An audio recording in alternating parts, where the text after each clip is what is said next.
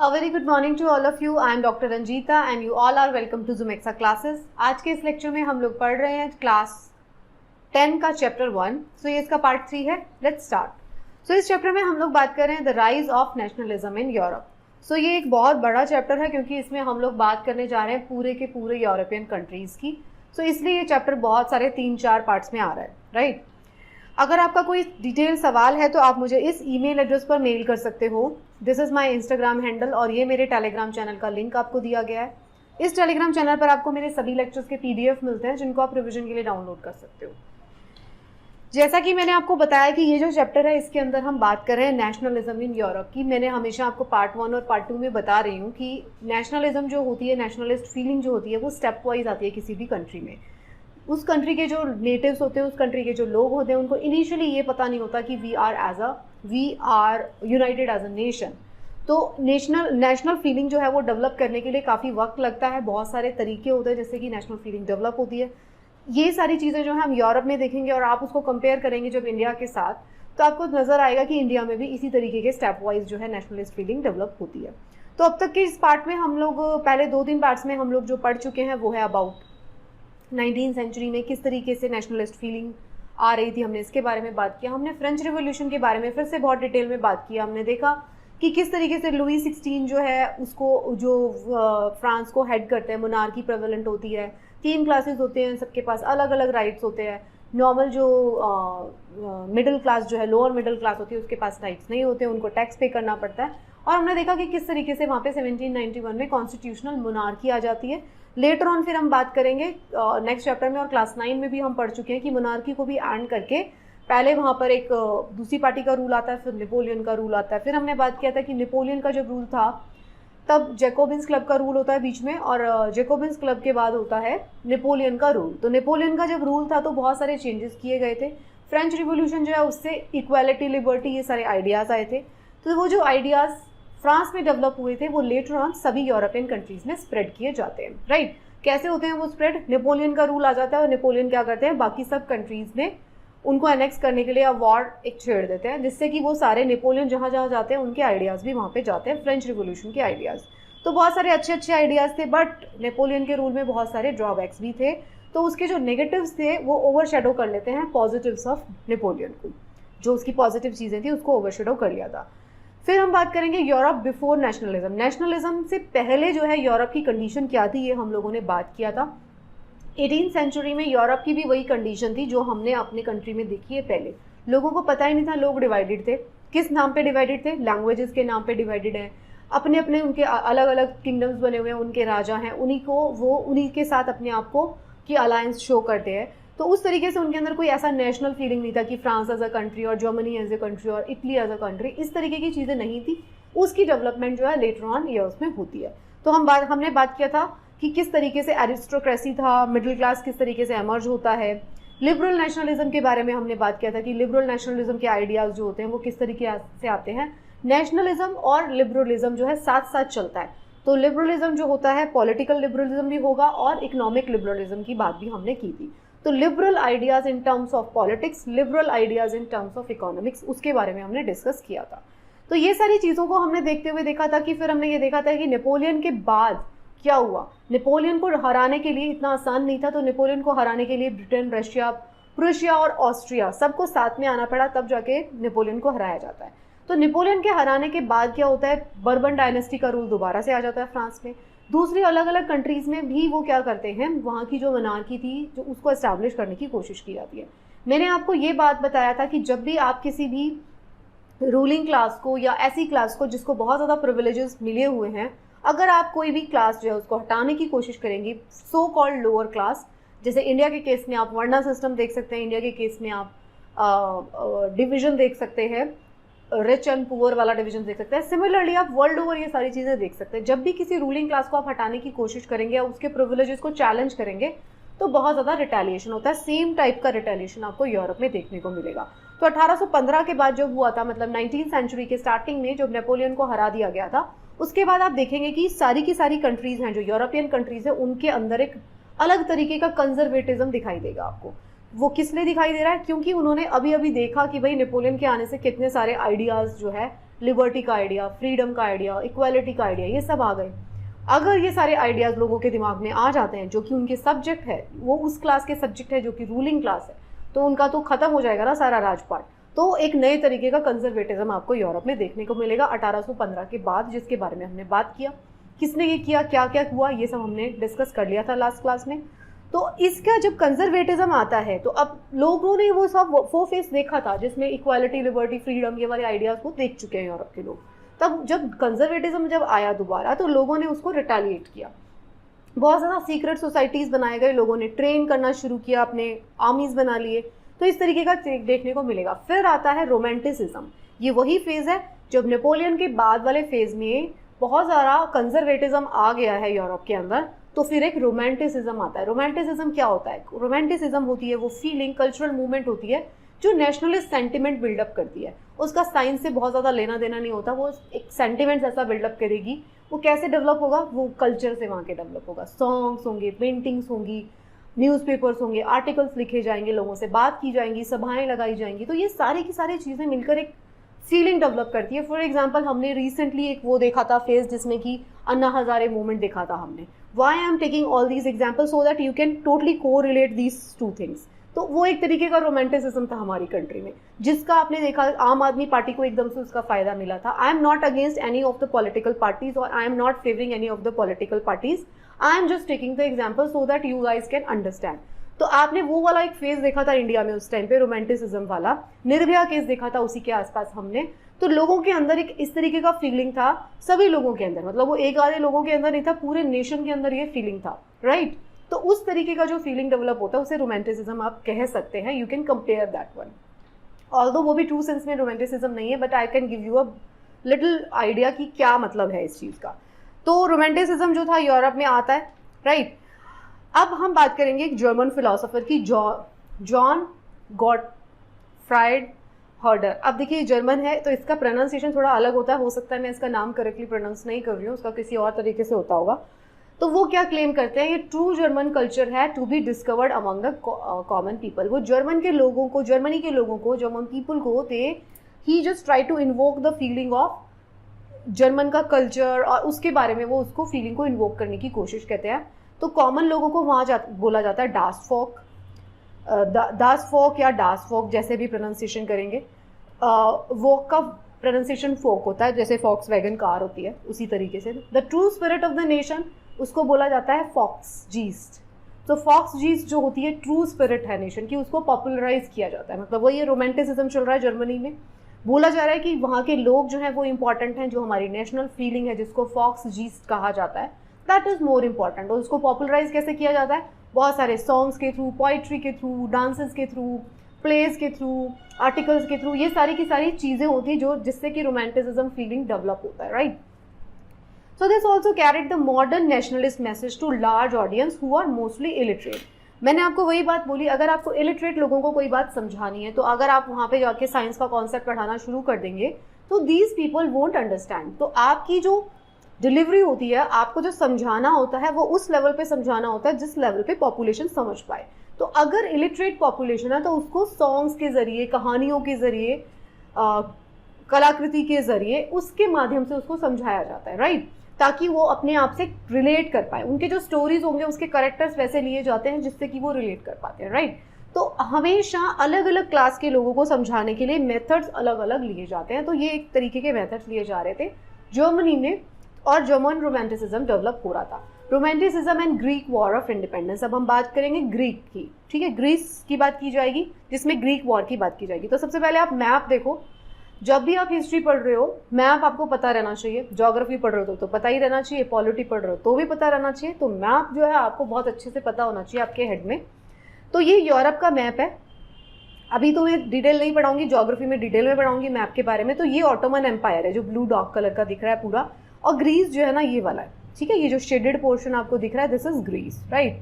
ये Austrian empire है, Russian empire है, पोलैंड है जो रशिया ने ऑक्यूपाई किया हुआ है। ऊपर वाला जो पोर्शन है जर्मनी के ऊपर, ये सारा का सारा है प्रूशिया, जिसके बारे में बात होगी, राइट। तो फ्रांस तो आप दिख ही रहा है आपको ब्लू कलर का इस साइड पे, फ्रांस, स्पेन।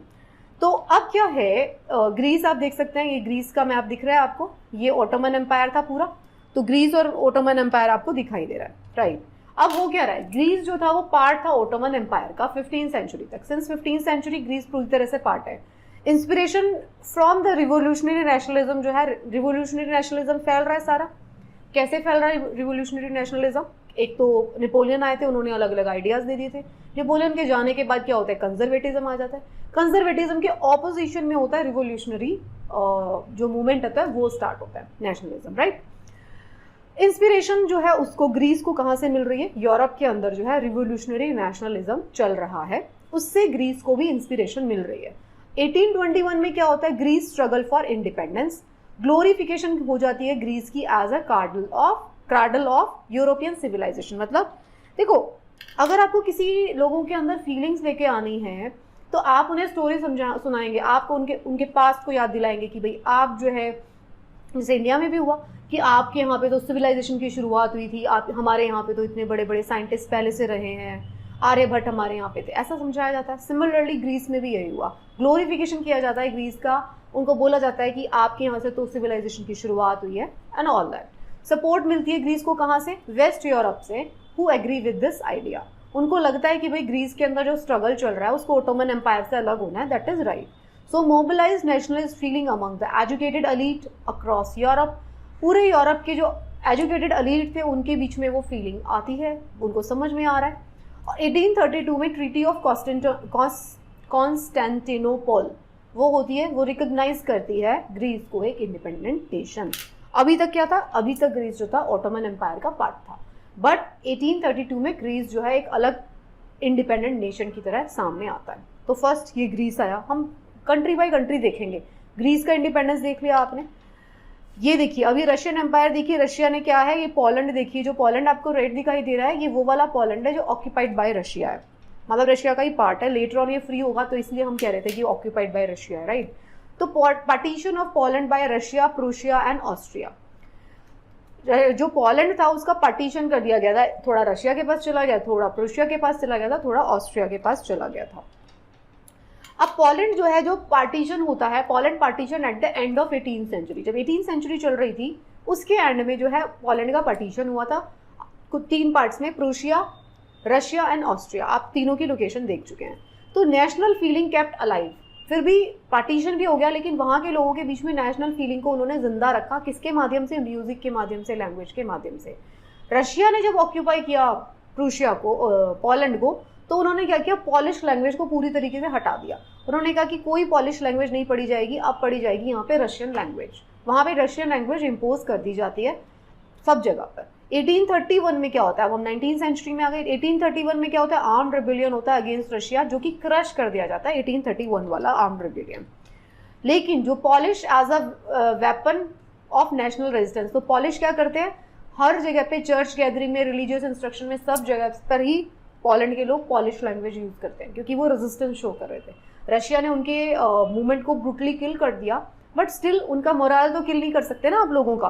आप सिर्फ मूवमेंट को किल कर सकते हो, लोगों को मार सकते हो, लेकिन लोगों के बीच में जो उनके माइंड्स में जो साइकी है, जो उनका मोरल है, आप उसको नहीं मार सकते, वो जिंदा रहा।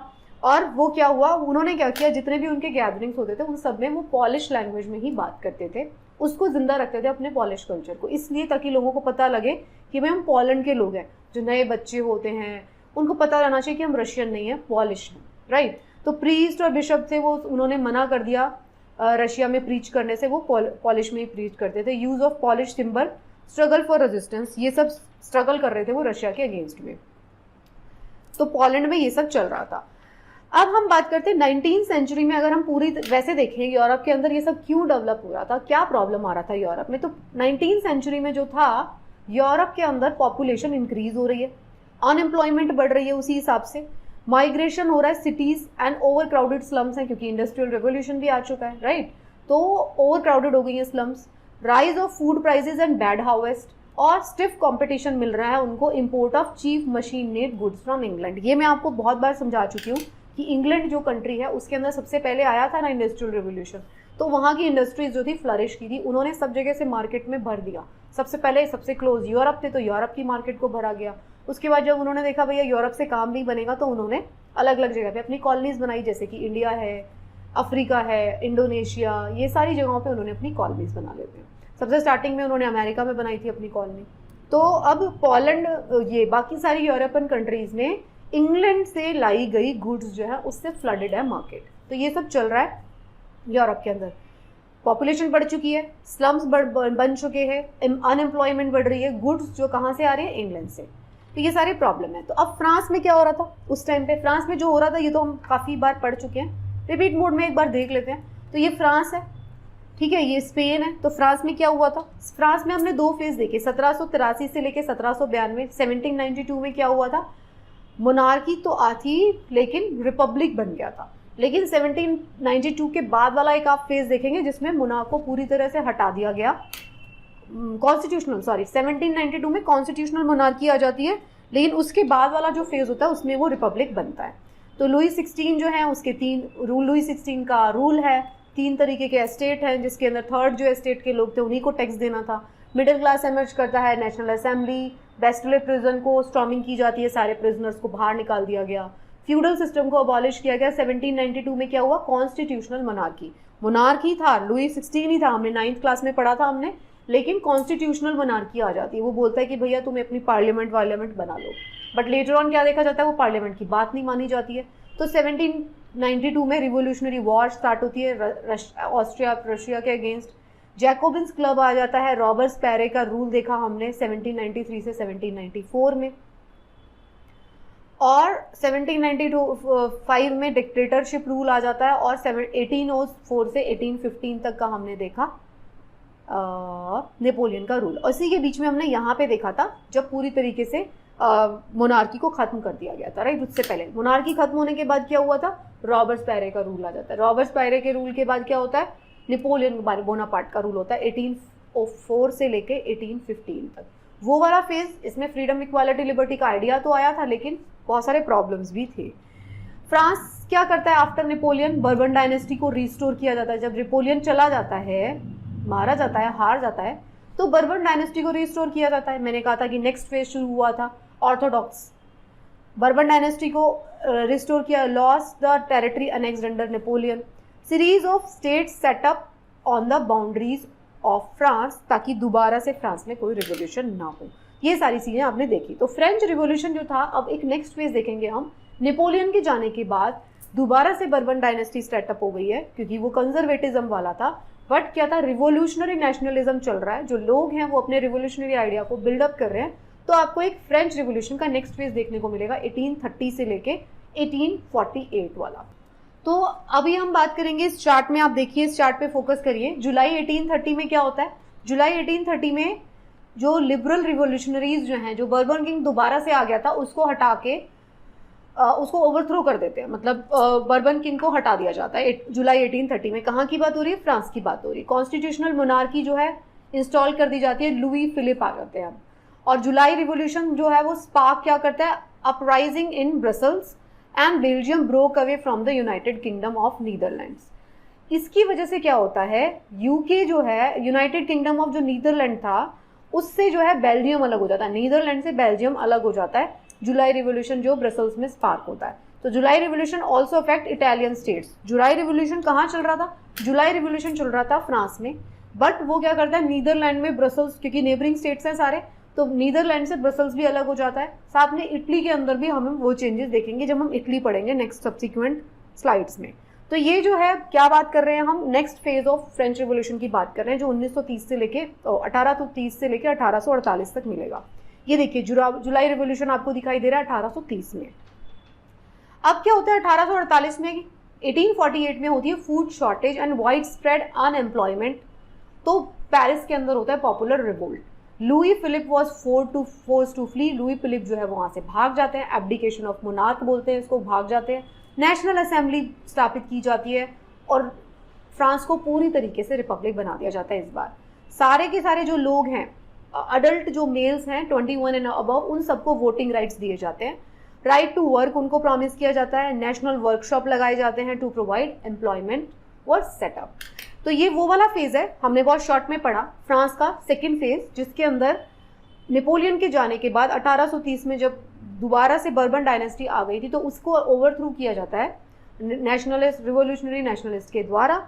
उसको ओवरथ्रू करने के बाद क्या किया जाता है, लुई फिलिप को मोनार्क बना दिया जाता है। बट ये जो लुई फिलिप जो मोनार्क हैं 1848 में जो फूड की शॉर्टेज होती है तो ये लुई फिलिप मोनार्क को हटा के फ्रांस को पूरा रिपब्लिक बना दिया जाता है और लुई फिलिप वहाँ से भाग जाते हैं, राइट। ये होता है। इन सारी बातों का इफेक्ट जो था नीदरलैंड के ऊपर हुआ। नीदरलैंड से किसको फ्री करा दिया गया? बेल्जियम को, ठीक है। इटली में भी इसका इफेक्ट हम देखेंगे। तो ये सारा हमने देखा। ये मैप में आप देख सकते हैं कहाँ कहाँ पे रिवोल्ट हो रहे हैं। रेड कलर वाले जो डॉट हैं वो 1830 वाले रिवोल्ट्स हैं जो हो रहे हैं यूरोपियन कंट्रीज में। ये देखिए रेड कलर के रिवोल्ट कहाँ कहाँ पे हो रहे हैं। और ब्लू कलर के जो रिवोल्ट हैं वो जो डॉट्स हैं वो है 1848 में जो रिवोल्ट हुए थे। तो मतलब यूरोप में अब बहुत सारे कंट्रीज में आपको अलग अलग कंट्रीज में देखिए, फ्रांस में, इटली में, फ्रैंकफर्ट, सब जगह पे आपको रिवोल्ट देखने को मिलेंगे। रिवोल्ट कौन कर रहा है? रिवोल्यूशनरी नेशनलिस्ट कर रहे हैं, वो रिवोल्ट कर रहे हैं और कुछ रिवोल्ट्स को सप्रेस कर दिया जा रहा है, कुछ कामयाब हो रहे हैं। सिमिलरली अगर हम जर्मनी की बात करते हो तो जर्मनी में क्या हो रहा है? 1848 में रिवोल्ट हो रहा है जर्मनी में भी, जर्मन कॉन्फेडरेशन में भी रिवोल्ट हो रहे हैं। तो जर्मनी जो है, in German region a large number of political association come together and decided to vote for all general national assembly. वो सारी जनरल नेशनल असेंबली के लिए वोट करती हैं। वो यूनाइट करने की कोशिश करती हैं अलग अलग regions of German confederation into a nation state. कौन सी टाइम की बात है? 1848 की। ये वो वाला टाइम पीरियड है जब एक नेशनलिस्ट फीलिंग डेवलप हो रही है यूरोप के अंदर। फ्रांस में हमने देख लिया 1848 में जो दूसरा वाला किंग था, लुई के बाद आया था, उसको भी हटा दिया गया। क्या नाम था किंग का? जो लुई फिलिप, ओके, जो लुई फिलिप है उनके बाद जो है लुई 16 थे पहले। अब जो लुई फिलिप है उसको भी हटा दिया गया और उसको रिपब्लिक बना दिया गया। इसका इफेक्ट जो है बाकी कंट्रीज पे भी पड़ रहा है। तो जर्मनी में क्या हो रहा है? जर्मनी के अंदर है सारे कॉन्फेडरेशन को यूनाइट किया जाता है और जर्मनी को एक नेशन स्टेट बनाने की बात की जाती है। इलेक्टेड पार्लियामेंट है वहाँ पे। तो 18 मई 1848 में क्या हो रहा है? 831 इलेक्टेड रिप्रेजेंटेटिव्स जो हैं ये वो चार्ज ले लेते हैं, टुक there places in Frankfurt parliament. Frankfurt parliament बना दी गई है। वो एक कॉन्स्टिट्यूशन ड्राफ्ट करते हैं for a monarchy subject to a parliament. Frederick Wilhelm जो है 14 किंग ऑफ प्रुशिया रिजेक्ट कर देते हैं उसको। देखो जर्मनी जो है उसके ऊपर वाले में क्या है? प्रुशिया है। जर्मनी के अंदर सारे कॉन्फेडरेशन को मिला दिया गया, साथ में कॉन्स्टिट्यूशन बनाया गया, पार्लियामेंट बनाई गई, बट मोनार्क था वहाँ पे अभी भी। लेकिन जो किंग जो है प्रुशिया का उसने इसको रिजेक्ट कर दिया। Opposition of aristocracy and military, loss support of worker and artisans, troops were called in and the assembly was disbanded. तो ये जो असेंबली है उसको डिसबैंडेड किया जाता है क्योंकि किसको पसंद नहीं आ रहा है? प्रुशिया के जो किंग है उसको पसंद नहीं आ रहा है। सो पार्टीशन इस टाइम पे जो जर्मनी में क्या हो रहा था, जो ये नेशनल मूवमेंट चल रही थी जर्मनी के अंदर, उसमें वुमेन ने बहुत अच्छे से पार्टिसिपेट किया था। उन्होंने अपनी पॉलिटिकल एसोसिएशंस बनाई थी, न्यूज़पेपर्स बनाए थे, पॉलिटिकल मीटिंग्स में वो जाती थी, लेकिन तो भी उनको वोटिंग का राइट नहीं दिया गया था। वोटिंग का राइट सिर्फ और सिर्फ मेन को दिया गया। क्योंकि ऐसा इसलिए होता था, समझ सकते हैं आप, वो भी एक ऑर्थोडॉक्स सोसाइटी थी वहाँ पर भी, तो वहाँ के लोग भी अभी भी डर रहे थे कि वुमेन को अगर आप राइट देंगे तो बहुत अपोजिशन सहने को मिलेगा उनको। तो वुमेन को पॉलिटिकल राइट जो है वो नहीं दिया जाता। कॉन्ट्रोवर्शियल है ये लिबरल मूवमेंट के अंदर काफ़ी। अब क्या होता है ना, आफ्टर 1848 आप देखेंगे यूनिफिकेशन होता है जर्मनी का। Nationalism in Europe moved away from its association with democracy and revolution. Liberal initiative to nation building was repressed by monarch and military. अब क्या हुआ था, मोनार्क जो था और जो मिलिट्री पावर्स उन्होंने भेज दिए थे प्रूशिया से, उन्होंने नेशनल फीलिंग को क्रश कर दिया था। अब क्या होता है, लेटर ऑन प्रूशिया क्या करता है, took over the leadership of the movement for national unification. अब क्या कहता है, प्रूशिया कहता है कि भाई हम लोग जो है वो आपकी नेशनल यूनिफिकेशन के को अपने हाथ में ले लेंगे। तो प्रूशिया पिक्चर में आ जाता है। तो प्रूशिया का जो चीफ होता है, चीफ मिनिस्टर होता है ओटो वॉन बिस्मार्क, वो हम उसको बोलते हैं, वो लीडर है जिसने कि जर्मनी को यूनिफाई किया है। जर्मनी में यूनिफिकेशन की बातें चल रही थी, लिबरल इनिशिएटिव थे नेशनल बिल्डिंग के, वो मोनार्क और मिलिट्री ने सप्रेस करके उन्होंने कहा था कि अब यूनिफिकेशन का काम हम लोग करेंगे। तो ये जो है प्रूशिया का जो ओटो वॉन बिस्मार्क है, वो उसको आर्किटेक्ट माना जाता है यूनिफिकेशन ऑफ जर्मनी का। वो उसने क्या किया, help of Prussia army and bureaucracy, उसकी हेल्प किया उससे। 3 वॉर्स होती हैं over 7 years with Austria, Denmark and France, ended in Prussia victory. Prussia इसमें जीत जाता है। 18 जनवरी 1871 में प्रूशिया का जो किंग है Kaiser William I proclaim Germany emperor at Versailles. तो वो जो है पूरी जर्मनी को यूनिफाई करके उसका एम्परर घोषित किया जाता है। राइट, ये सब चल रहा है जर्मनी में। सो जो नेशन बिल्डिंग प्रोसेस है जर्मनी में demonstrate the dominance of Prussian state power. तो जर्मनी का जो यूनिफिकेशन है उसमें प्रूशिया का जो है बहुत बड़ा रोल है। प्रूशिया के ही लोग जो है, उन्हीं की आर्मी, उन्हीं का किंग, उन्हीं का आर्किटेक्ट, उन लोगों ने मिलकर जो है हेल्प किया है जर्मनी को यूनिफाई करने में। तो जो नया स्टेट है place a strong emphasis on modernising. तो जो प्रूशिया का जो किंग यहाँ पे आ जाता है वो मॉडर्नाइजेशन में बहुत काम करता है। Currency, banking, legal system, judicial system, ये सारा का सारा जो है ठीक किया जाता है। प्रूशिया जो है प्रूशियन जो measures and practices often become a model for rest of the Germany. जो प्रूशिया ने जो मेजर्स लिए जर्मनी को यूनिफाई करने के बाद, उन्होंने काफ़ी अच्छे मेजर्स लिए जो कि वहाँ पे काफ़ी पसंद किए जाते हैं, राइट। तो यूनिफिकेशन ऑफ जर्मनी यहाँ पर होता है। सो ये जो था इस चैप्टर का नेक्स्ट पार्ट था। हम इस चैप्टर को ख़त्म करेंगे लास्ट में। चैप्टर बहुत लंबा है, ठीक है, इसीलिए एक बार में खत्म नहीं हो रहा है, इसीलिए मैं स्टेप वाइज इसको ले रही हूँ। अगर मैंने पूरा चैप्टर एक ही बार में पढ़ाया तो you people will not be able to absorb it. अभी तक जो आपको इस चैप्टर से समझना था वो ये आपको समझना था कि नेशनलिस्ट फीलिंग जो डेवलप होती है वो स्टेप वाइज डेवलप होती है। ऐसा नहीं होता कि अचानक से ओवरनाइट किसी के दिमाग में आइडिया आ जाता है कि हम एक नेशन हैं, हमें यूनाइट हो जाना चाहिए और हमें जो है अपना कॉन्स्टिट्यूशन बना लेना चाहिए। ऐसे नहीं आते कॉन्स्टिट्यूशनल आइडिया, उसके लिए इस कंट्रीज़ को बहुत सारा स्ट्रगल करना पड़ता है। तो हम देख रहे हैं यूरोपियन कंट्रीज़ ने किस तरीके से स्ट्रगल किया, किस तरीके से चेंजेस आते हैं। हमने देखा फ्रांस के अंदर, अब हम जर्मनी का यूनिफिकेशन देख रहे हैं, लेटर ऑन हम इटली की बात करेंगे।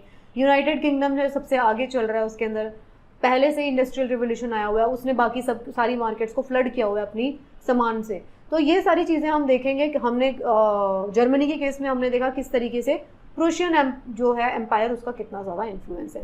तो thank you so much. I hope आपको ये चैप्टर्स पसंद आ रहे हैं और समझ में भी आ रहे हैं। अगर आपको समझने में थोड़ी सी भी दिक्कत होगी तो आई एम जस्ट स्ट्रांगली इंसिस्टिंग कि आप 9th क्लास के बाद 10th क्लास देखना और एक दो बार और देख लेना, सो दैट ये सारी स्टोरी आपके हेड में स्टिक हो जाएगी। तो अगर आपको ये स्टोरी स्टिक हो जाएगी तो you can attempt any question and you can develop a better understanding for linking to the rest of the subjects also. So thank you so much. Keep studying and best of luck for your preparation.